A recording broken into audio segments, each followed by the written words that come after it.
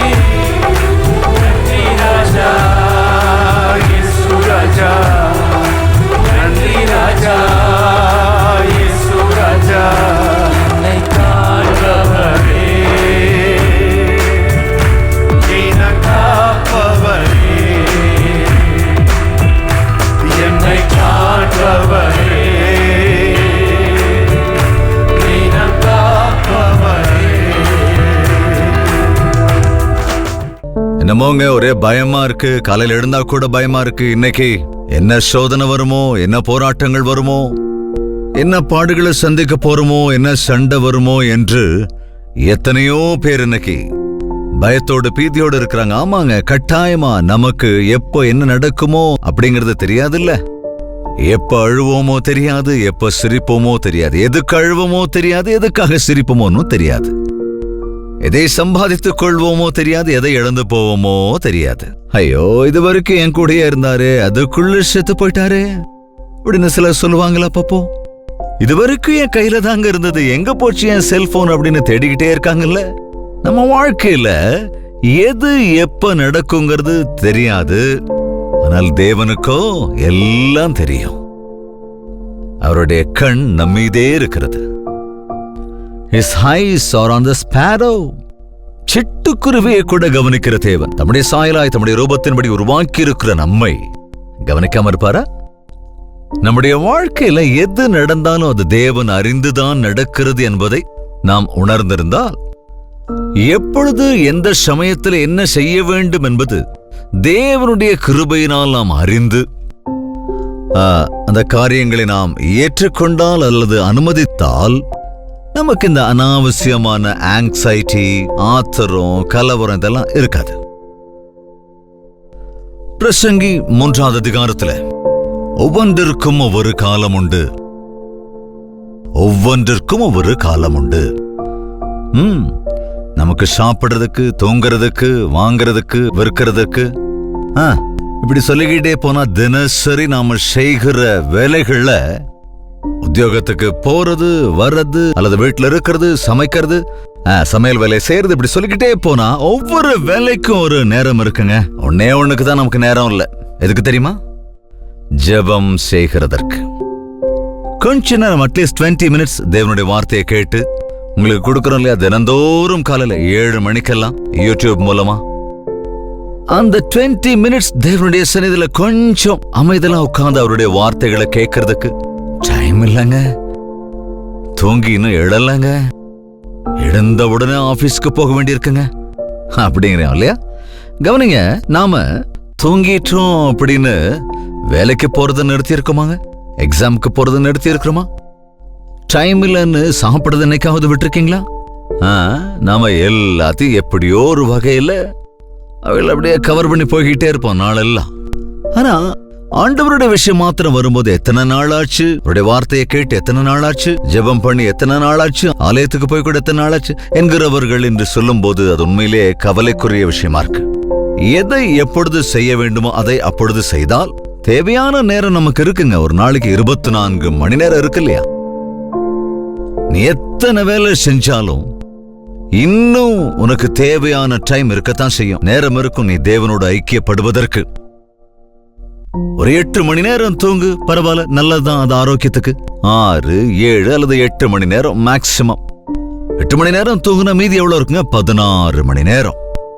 8 மணி நேரம் நீ வேலை செய்ய, உன்னுடைய வயிற்றுக்காக, ஆகாரத்துக்காக. ஜாபுக்கு போகணும் இல்லையா? இன்னைக்கு சிட்டிஸ்ல இருக்கிறவங்களுக்கு 8 மணி நேரம் டியூட்டினா டிராவலுக்கு 1 or 2 hours ஆகுதுங்க. ஏன்னா அவ்வளவு தூரம் அவங்க போக வேண்டியதெல்லாம் இருக்குல்ல. சோ 10 மணி நேரம் அதுக்கு ஒதுக்கிட்டா இன்னும் 6 மணி நேரம் இருக்குல்ல. அப்ப அந்த 6 மணி நேரம் என்ன செய்யறோம்? சாப்பிடுறதுக்கு, அப்புறம் குளிக்கிறதுக்கு, அப்புறம் ட்ரெஸ் சேஞ்ச் பண்றதுக்குன்னு வச்சுக்கிட்டா இன்னும் உன் வேலை என்னென்ன இருக்கோ அதெல்லாம் பாக்குறதுக்கு ஒரு 2 மணி நேரம் போதா? சரி, 3 மணி நேரமே வச்சுக்கலாம். அப்ப இன்னும் எவ்வளவு மீதி இருக்கும்? இன்னும் 3 மணி நேரம் இருக்குல்ல. இல்லைங்க, பரவாயில்ல, ஒரு இன்னொரு மணி நேரம் பிள்ளைகள் கூட, மனைவி கூட நேரத்தை செலவழி. இன்னும் 2 மணி நேரம் இருக்குல்ல. அதையாவது தேவனுக்காக ஒதுக்க கூடாதா?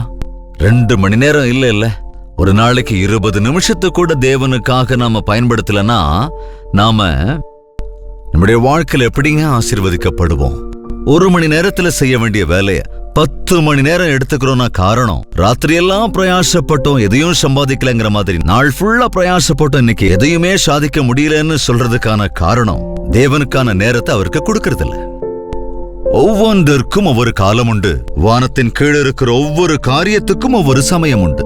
பிறக்க ஒரு காலம் உண்டு, இறக்க ஒரு காலம் உண்டு, நட ஒரு காலம் உண்டு, நட்டதை பிடுங்க ஒரு காலம் உண்டு, தொடர்ந்து கொல்ல ஒரு காலம் உண்டு, குணமாக்க ஒரு காலம் உண்டு, இடிக்க ஒரு காலம் உண்டு, கட்ட ஒரு காலம் உண்டு, அழ ஒரு காலம் உண்டு, நகைக்க ஒரு காலம் உண்டு, புலம்ப ஒரு காலம் உண்டு, நடனம் பண்ண ஒரு காலம் உண்டு, கற்களை எரிந்துவிட ஒரு காலம் உண்டு, சேர்க்க ஒரு காலம் உண்டு, தழுவ ஒரு காலம் உண்டு, தழுவாமல் இருக்க ஒரு காலம் உண்டு, தேட ஒரு காலம் உண்டு, இழக்க ஒரு காலம் உண்டு, காப்பாற்ற ஒரு காலம் உண்டு, எரிந்துவிட ஒரு காலம் உண்டு, கிழிக்க ஒரு காலம் உண்டு, தைக்க ஒரு காலம் உண்டு, மௌனமாயிருக்க ஒரு காலம் உண்டு, பேச ஒரு காலம் உண்டு, யுத்தம் பண்ண ஒரு காலம் உண்டு, சமாதானம் பண்ண ஒரு காலம் உண்டு.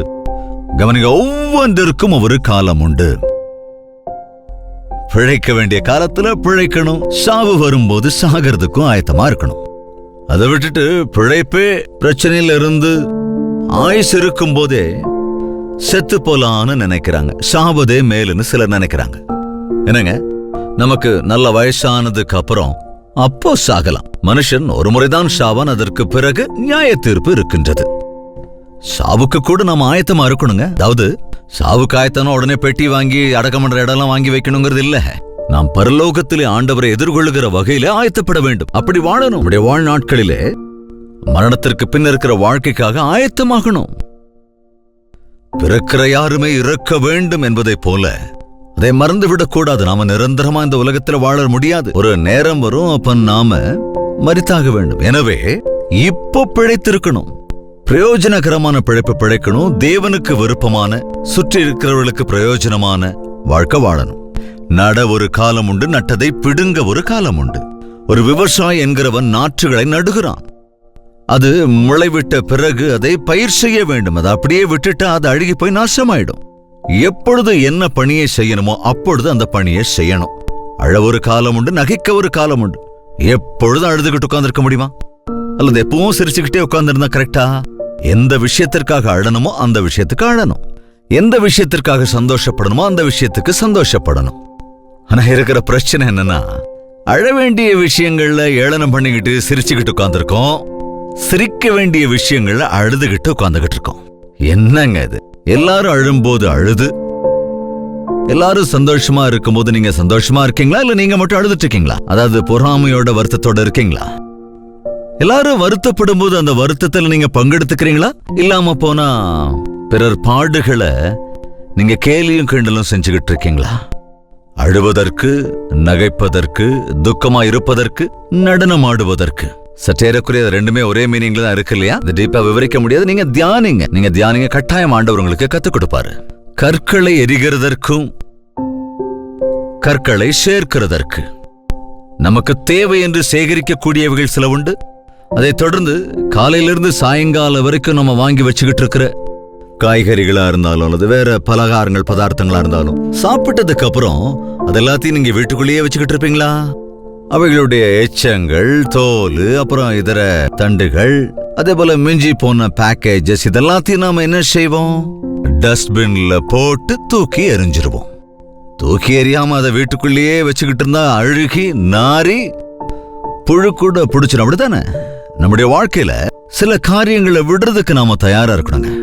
சிலவற்றை சம்பாதித்துக் கொள்வதற்காக நாம பிரயாசப்படணும். நாம என்ன செய்யறோம்? உருப்படாதவைகளை சம்பாதிக்கிறதுக்காக பிரயாசப்பட்டுக்கிட்டு இருக்கிறோம். பிரயோஜனம் உள்ளவைகளை தூக்கி எறிஞ்சிடுறோம். ஒரு வேளை ஆகாரத்துக்காக ஏஷா தன் சேஷ்டபுத்திர பாகத்தையே விற்று போட்டான். ஒரு வேளை உணவுக்காக. தேவன் தருகிற சேஷ்டபுத்திர பாகம் என்பது யாராலும் தர முடியாததுங்க. தேவன் தருகிற பலன், அதாவது ரெண்டத்தனையான ஆசீர்வாதங்கள். கவனிக்கணும். அப்பேற்பட்டது ஒருவேளை சோத்துக்காக எப்படிங்க இழந்து போறது? நம்ம கவனிக்கணும். எதை இழந்து போகிறோம், எதற்காக இழந்து கொண்டிருக்கிறோம்? இவைகளை சம்பாதித்துக் கொண்டிருக்கிறோம், இவைகளை இழந்து கொண்டிருக்கிறோம். அற்ப கால பாவ சிற்றின்பங்களுக்காக. தேவன் அருளிருக்கிற பரிசுத்தமான இருதயத்தை பரிசுத்த குலைச்சல் ஆக்குகிறவர்கள் ஞானமற்ற அஞ்ஞானிகள். உடைய சரீரத்தை தேவாலயமாய் காத்துக்கொள்ள வேண்டும் என்று சொல்லுகிற போது அதை விட்டுவிடுகிறோம். அதே சரீரம் பழாகி போனதற்கு பிறகு அப்ப உட்கார்ந்து அழுதுகிட்டு இருக்கிறோம் இல்லையா? ஒவ்வொன்றிற்கும் ஒவ்வொரு காலம் உண்டு. கிழிக்கிறதற்கு காலம், தைக்கிறதுக்கு ஒரு காலம். என் சின்ன வயசுல டெய்லர் கிட்ட துணி எடுத்துக்கிட்டு போய் அங்க உட்கார்ந்து வேணுங்கிற விதத்துல புது புது ஸ்டைல்ல தைக்க சொல்லி வாங்கிக்குவேன். என்னோட ட்ரெஸ், என் தங்கைகளோட ட்ரெஸ், முக்கியமா பாப்பாக்களோட ஃப்ராக்ஸ் அதெல்லாம் தைக்க சொல்லும் போது அங்க எங்க கவனிச்சுட்டு இதை இப்படி தைங்க, இதை இப்படி வைங்க, அப்படி செய்யுங்க அப்படின்னு சொல்றதுக்கு முதல் தடவை டெய்லர் கிட்ட நான் போயிருந்தப்போ அவர் துணி எடுத்து கத்திரிக்கோலை வச்சு கடகடன்னு வெட்டும்போது, ஐயோ இவ்வளவு காஸ்ட்லியான ட்ரெஸ் வாங்கிட்டு வந்த கத்திரி வச்சு வெட்டுறீங்களேன்னு சொன்னப்போ, நீ தைக்கத்தானே சொன்ன, கட் பண்ண கூடாதுன்னு சொல்லல. தெரிஞ்சு தெரியாத வயசுங்க அது. ஏய், உனக்கு தெரியாத தம்பி இது, இதை கட் பண்ணனாலே ஒழிய தைக்க முடியாது. சில காரியங்களை கட் பண்ணணும். அப்பதான் அதுல இருந்து நமக்கு தேவையான சிறப்பானவைகள் கிடைக்கும். என்கிட்ட வரவே வராது, என்ன தொடாது அப்படின்னு நீ சொல்லிக்கிட்டு உனக்குள்ள ஒரு நல்ல எண்ணம் வரணும்னா, நல்ல சுபாவம் வளரணும்னா, நீ கிறிஸ்துவை போல இருக்கணும்னா, உனக்குள்ள இருக்கிற தேவனுக்கு விருப்பம் இல்லாதவைகளை கட் பண்ணி ஆகணும். தேவனுக்குள்ளே வளர்கிற விதத்துல நீ சேர்க்கப்பட வேண்டும், ஒன்று சேர்க்கப்பட வேண்டும். தைப்பதற்கு, அதாவது கிழிக்க ஒரு காலம், தைக்க ஒரு காலம், மௌனமா இருக்க ஒரு காலம், பேசுவதற்கு ஒரு காலம். நேரம் இருக்கு, பேச வேண்டியவைகளை பேச வேண்டும். மௌனமா இருக்க வேண்டிய நேரத்துல மௌனமா தான் இருக்கணும். நாம எல்லாரும் ரிவர்ஸ் தானே. அவசியம் இல்லாதப்ப பயங்கரமா பேசுவோம், அவசியம் இருக்கிற போது அப்படியே மௌனமா உட்கார்ந்துகிட்டு இருப்போம். ரெண்டும் தப்பு தானுங்க. தேவையான விஷயங்களிலே நாம் நம்முடைய வாயை திறந்து சாட்சி சொல்ல வேண்டும், வாயை திறந்து உபதேசம் செய்ய வேண்டும், வாயை திறந்து பேசணும். நமக்கு கோபம் வரும்போது, நம்ம மேல குற்றம் சுமத்தப்படுற போது எதிர்த்து பேசி திட்டுறதுக்கு வாயை திறக்கிறது இல்லைங்க.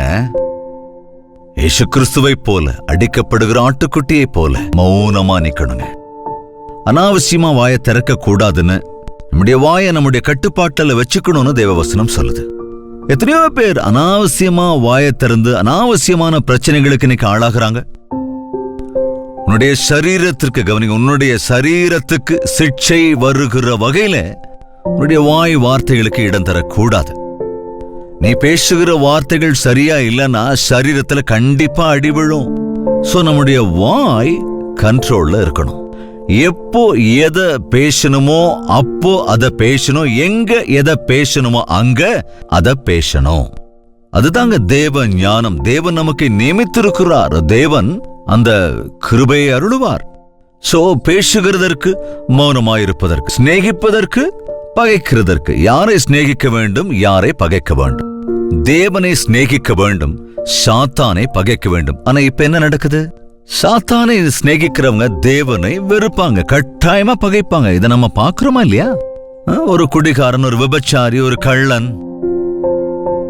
பாவத்துக்குள்ளாகவே இருக்கிற நபர் ஆண்டவரை நேசிக்க மாட்டான். ஆண்டவரை நேசிக்கிறவங்களை பார்த்தா கூட அவனால பொறுக்க முடியாது. பாவம், அவனுடைய மனைவி ஆலயத்துக்கு போய் நான் ஜெபம் பண்ணிட்டு வரேன்னு சொன்னா திட்டமா சொல்லுவான், போக கூடாது. தான் வரலன்னா போயிட்டு போறான். தன்னுடைய வீட்டாரை கூட அதுக்கு அனுமதிக்க மாட்டான். காரணம், அவனுக்குள்ள இருக்கிற அந்த பொல்லாத ஆவிகள், அசுத்த ஆவிகள் அவையெல்லாம் தேவனை நேசிக்காதபடி நம்மை தடுத்துக்கொண்டே இருக்கும். யார நேசிக்கணும்? உன்னுடைய மனைவியை நேசி, பிறனுடைய மனைவியை நேசிக்க கூடாது. நீ தேவனை சிநேகித்து பாவத்தை பகைக்க வேண்டும். பாவத்தை சிநேகித்து தேவனை பகைத்தால் உன்னுடைய வாழ்க்கை என்னாகும்? எந்தெந்த சமயத்துல என்னென்ன செய்யணுமோ, யாரோட விஷயத்துல என்ன செய்யணுமோ தெரிந்து கொள்வதே தேவ பக்தி. அதுதான் உண்மையான சக்தி. பகைக்கிறதற்கு, சிநேகிக்கிறதற்கு, இப்படி ஒவ்வொன்றிற்கும் ஒரு காலம் உண்டு. யுத்தம் செய்கிறதற்கும் சமாதானமாய் இருக்கிறதற்கும். யுத்தம் பண்ண ஒரு காலம் உண்டு, சமாதானம் பண்ண ஒரு காலம் உண்டு. சோ நல்லா கவனிக்கணும். நாம சாத்தானோடு யுத்தம் பண்ணணுங்க, பிசாசானவனோடு யுத்தம் பண்ணணும், கேட்டுக்கு எதிராக போராடணும், தேவனிடத்துல சமாதானப்படணும். தேவனிடத்திலே எதிர்த்து நின்னா சாத்தானுக்கு கீழ்ப்படிஞ்சா பிரயோஜனம் என்ன இருக்குங்க? எப்போ எதை செய்யணுமோ, யாரு கூட எப்படி இருக்கணுமோ என்பதை கற்றுக்கொள்கிற நாளிலே நாம் பாக்கியவான்கள் ஆவோம். 9ஆம் வசனத்தை கூட வாசிக்கிறேன், கவனிங்க. வருத்தப்பட்டு பிரயாசப்படுகிறவனுக்கு அதனால் பலன் என்ன? மனுபுத்திரர் பாடுபடும்படி தேவன் அவர்களுக்கு நியமித்த தொல்லையை கண்டேன்.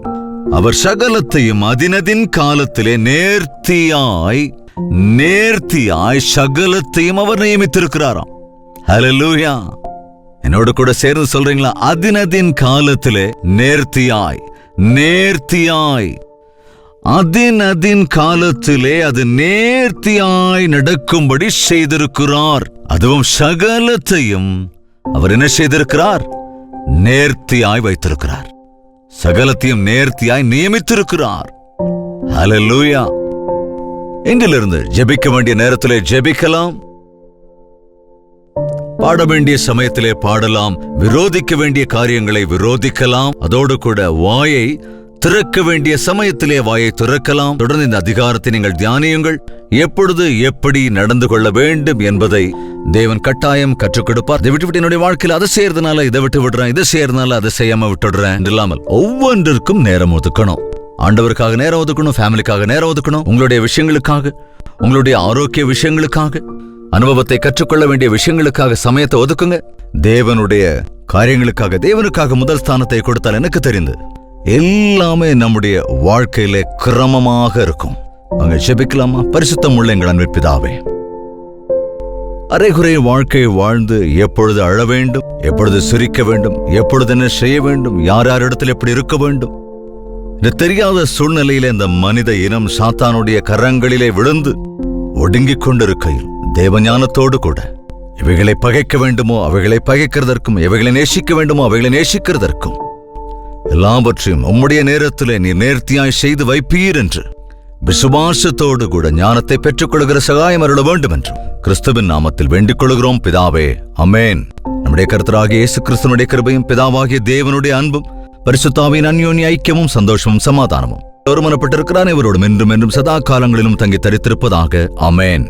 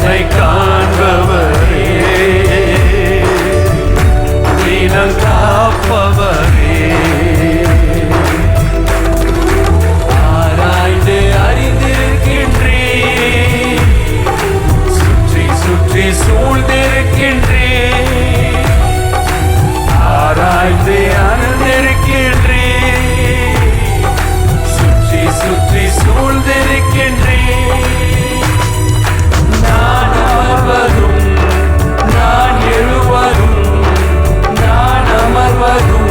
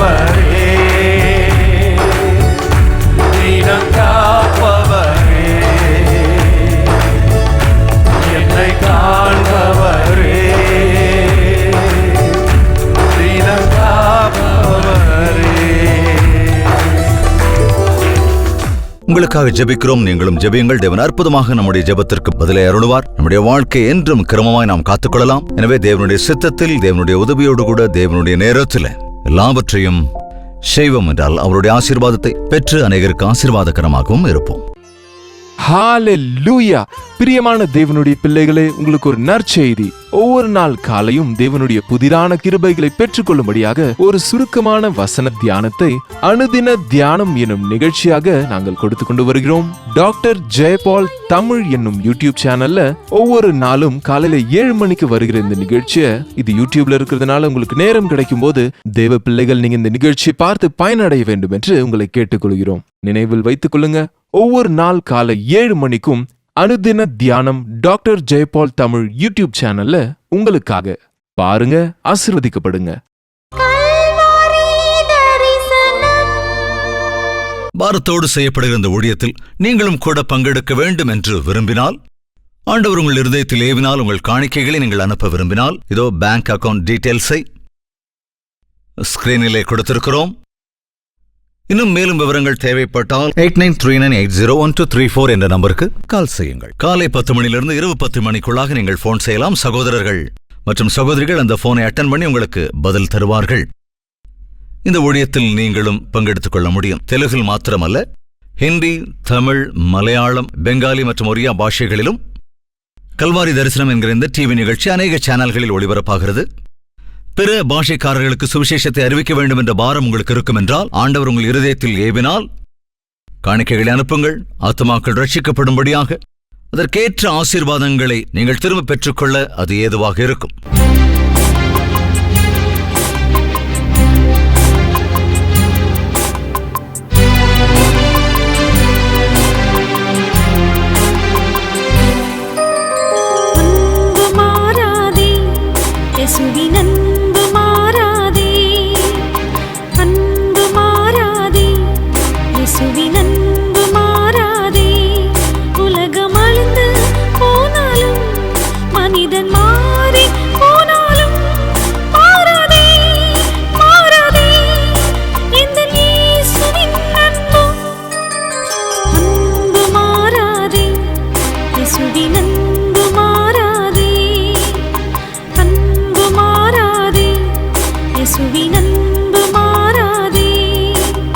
இப்பயே உங்க பசங்க எதிர்த்து நிக்கிறாங்களா? எங்க பிள்ளைங்க எங்க பேச்சு கேட்கறது இல்லையே, என் பையன் தன்னைத்தானே ரொம்ப கெடுத்துக்கிட்டானே, என் பொண்ணு இப்பயே வழிதப்பி போயிட்டாளே, இந்த வேதனை என்ன சோர்வுற செய்யுதே, என் பிள்ளைகளை யாரு சரி பண்ணுவாங்க, என் பிள்ளைகள் எதிர்காலம் எவ்வளவுதானா என்ற கலக்கத்தோடு இருக்கீங்களா? கவலைப்படாதீங்க. ஆண்டவர் நம்மை மன்னிக்கிறவர், நம்முடைய பிள்ளைகளின் இலக்கை மாற்றுகிறவர். புத்தி தெளிந்த போது வழிதப்பி போன குமாரன் தந்தையிடத்திலே வந்ததைப் போல நம்முடைய பிள்ளைகளுக்கும் புத்தி தெளியும்படியாக பரிசுத்த ஆவியானவர் நிச்சயம் கிரியை செய்வார். அவர்களுக்காக நாம் ஜெபிக்கலாம். நாம் எல்லோரும் சேர்ந்து ஜெபிக்கும் போது அவங்க எங்க இருந்தாலும், எப்பேற்பட்ட வழிதப்பி போயிருந்தாலும், எந்த நிலைமையில் இருந்தாலும் அவர்களை சந்தித்து அவர்களை ரட்சித்து நம் வீட்டுக்கு, நம்மிடத்திற்கு கொண்டு வருவார் என்ற விசுவாசத்தோடு நம் ஆண்டவர் அற்புதங்களை செய்கிறவர் என்று விசுவாசி. உங்களுக்காக நாங்களும் ஜெபிக்க வேண்டும் என்றால் அந்த விஷயத்தை தெரியப்படுத்துங்க. அதோடு உங்களுடைய பிள்ளைகளின் பெயர்களையும் குறிப்பிடுங்க. அவர்களுக்காக தேவ சமூகத்தில் நாங்கள் ஜெபிக்க. ஆண்டவருக்கு சித்தமானால் மறுபடியும் சந்திக்கலாம். அது வரைக்கும் தேவனுடைய மகா கிருபை உங்களுக்கு துணையாயிருப்பதாக. உங்கள் தேவைகள் எல்லாவற்றையும் நீங்கள் எழுத வேண்டிய முகவரி ஜெயபால் ஃபவுண்டேஷன்ஸ், இலக்கம் 29, new colony road, Velachery, Chennai 6,42,00,000.